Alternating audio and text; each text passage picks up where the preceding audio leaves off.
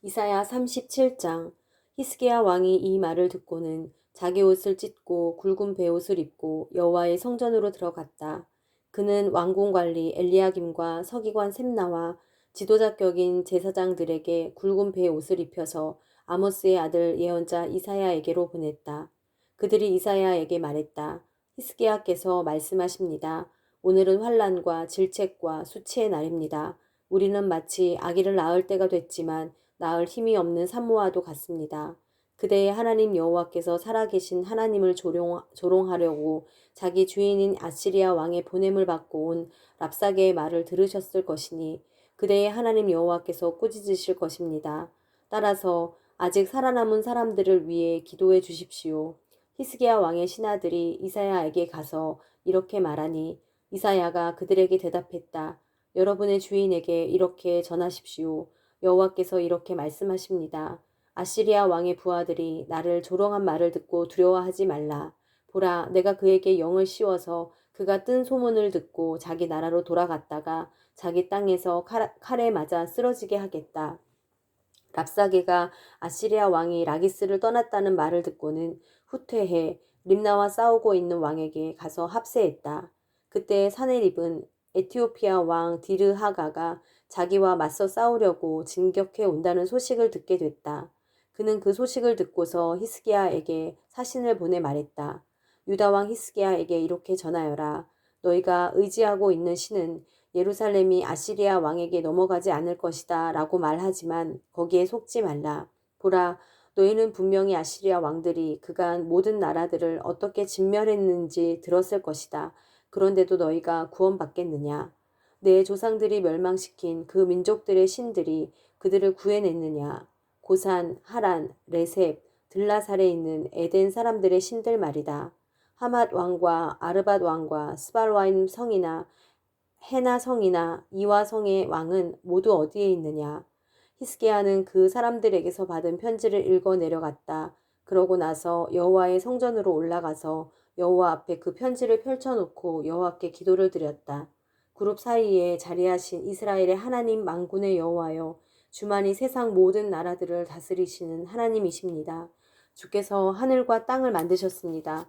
여호와여, 귀를 열어 들어보십시오. 여호와여, 눈을 열어 보십시오.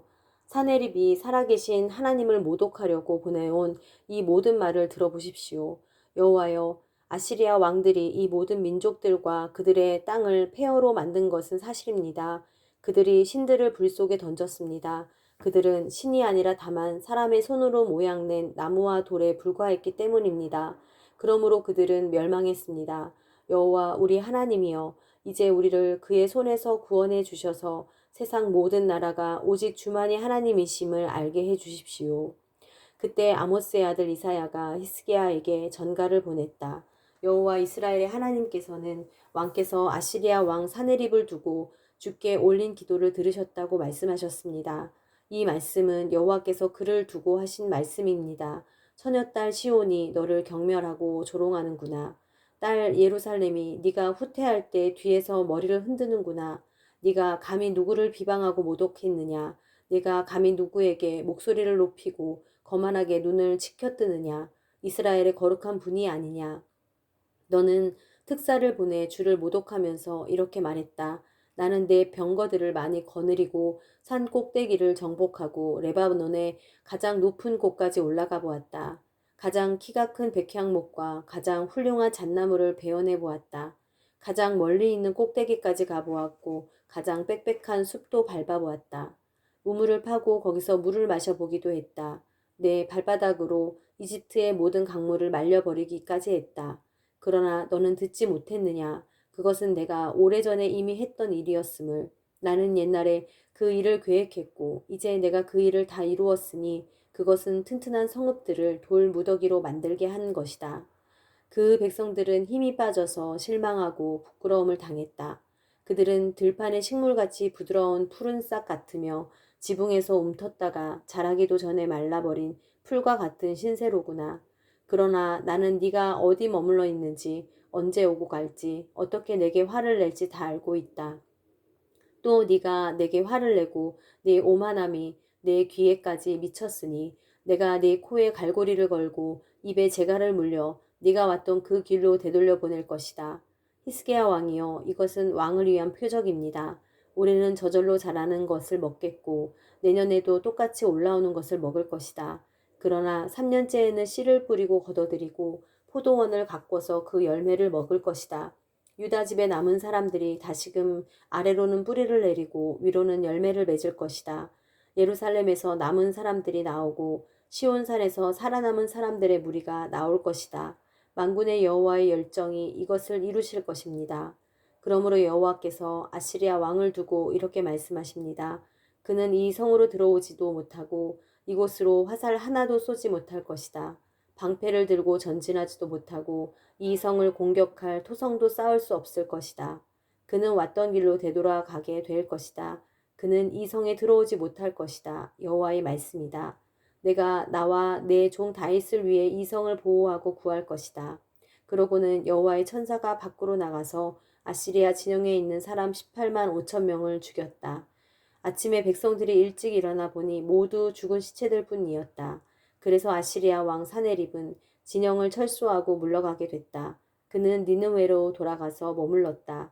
어느 날 그가 자기 신 니스록의 신전에서 예배하고 있을 때 그의 아들 아드람멜렉과 사레셀이 그를 칼로 쳐 죽이고는 아라랏 땅으로 도망쳤다. 그 후 그 아들 에살핫돈이 뒤를 이어 왕이 됐다. 38장. 그 무렵 히스기야는 아파서 거의 죽게 됐는데 아모스의 아들 이사야가 그에게 가서 말했다. 여호와께서 이렇게 말씀하십니다. 네가 곧 죽을 것이니 네 집을 잘 정리하도록 하여라. 너는 다시 회복되지 못할 것이다. 히스기야는 얼굴을 벽 쪽으로 돌리고 여호와께 기도했다.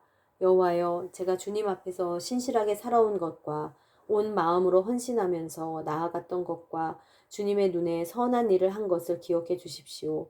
그리고 히스기야는 슬프게 울었다. 그러자 여호와의 말씀이 이사야에게 내려왔다. 가서 히스기야에게 전하여라. 네 조상 다윗의 하나님 여호와가 이렇게 말한다. 내가 내 기도를 들었고 내 눈물을 보았다. 내가 네 수명을 15년 더 연장해 주겠다. 내가 너와 이 성읍을 아시리아 왕의 손에서 구해주고 이 성읍을 보호하겠다. 나 여호와는 약속을 지킬 것이다. 그래서 이것을 증거로 네게 보여주겠다. 내가 아하스의 해시계에서 해의 그림자를 10도 물러가게 하겠다. 그러자 해의 그림자가 10도 물러가게 됐다. 유다왕 히스기야가 병석에서 일어난 후 쓴 글이다. 나는 이렇게 생각했다. 내 삶의 절정기에 이렇게 떠나야 하는구나. 내 남은 삶을 음부의 문으로 넘겨야 하는구나. 나는 또 이렇게 생각했다. 내가 다시는 여호와를 뵙지 못하겠구나. 사람이 사는 땅에서는 다시는 여호와를 뵙지 못하겠구나. 내가 더 이상 이 세상에 사는 사람들을 보지 못하겠구나. 목자가 자기 천막을 거두는 것 같이 내 장막도 뽑혀서 옮겨지겠구나.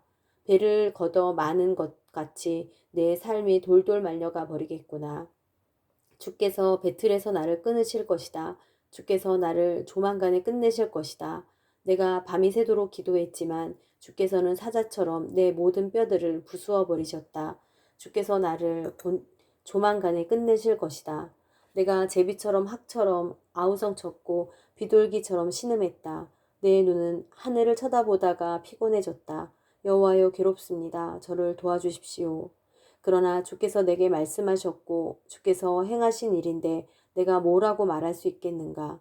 내 마음이 너무 괴로워서 잠도 멀리 달아나고 말았다. 주여, 이 모든 일 때문에 그리고 이 모든 일에도 불구하고 제가 다시 살아났습니다. 주께서 저를 회복시켜 건강을 주시고 저를 살아나게 하셨습니다. 저를 살게 하셨습니다. 보십시오. 제가 그런 고통을 당한 것은 분명히 제게는 유익이었습니다. 주께서는 주의 사랑으로 멸망의 구덩이에서 제 생명을 지키셨습니다. 주께서 제 모든 죄들을 주의 등 뒤로 던지셨습니다. 음부가 주를 찬양하지 못하고 죽음이 주를 찬송하지 못하지만 저 아래 구덩이로 내려가는 사람들은 주의 신실함을 바랄 수 없습니다. 오로지 살아있는 사람들이 오늘 제가 찬양하듯 주를 찬양할 수 있습니다. 아버지가 자식들에게 주의 신실하심을 말하고 있습니다. 여호와께서 저를 구원하시니 우리는 한평생 여호와의 성전에서 현악기를 타면서 노래하겠습니다. 이사야가 왕에게 말했다. 무화과 한 무더기를 가져다가 그 종기에 붙이십시오. 그러면 왕께서 나으실 것입니다. 히스기야가 물었다. 내가 여호와의 성전으로 올라가게 될 것이라는 증거가 무엇인고? 39장. 그때의 바벨론 왕 발라단의 아들 무로닥 발라단이 히스기야에게 편지와 선물을 보내왔다. 히스기야가 병들었다가 나았다는 것을 그가 들었기 때문이다. 히스기야는 그 사절단을 환영하면서 보물 창고에 있는 것들, 곧 은과 금과 향품과 값비싼 기름과 갑옷 등 자기 창고에 있는 모든 것을 그들에게 보여주었다. 왕궁과 그 나라 전체에서 히스기야가 그들에게 보여주지 않은 것은 하나도 없었다.